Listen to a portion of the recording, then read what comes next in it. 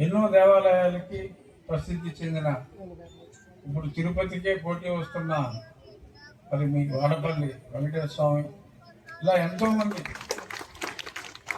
దేవుళ్ళు కొలువైన అద్భుతమైన ప్రాంతం ఈ కోనసీమ.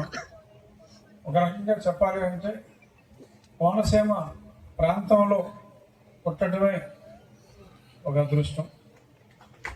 అటువంటి అదృష్టాన్ని దక్కించుకున్న మీ అందరికీ మరొకసారి నా అభినందనలు తెలియజేస్తూ, నా మీద మీరు చూపిన ఈ ప్రేమ కలకలం నేను మర్చిపోకుండా నా హృదయంలో నిలుపుకుంటాను అని మీ అందరికీ తెలియజేస్తూ, మరొకసారి నన్ను ఆహ్వానించిన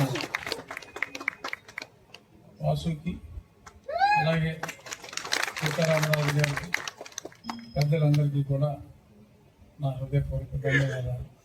మళ్ళీ కలుగుతాం. నమస్కారం. And respected delegates of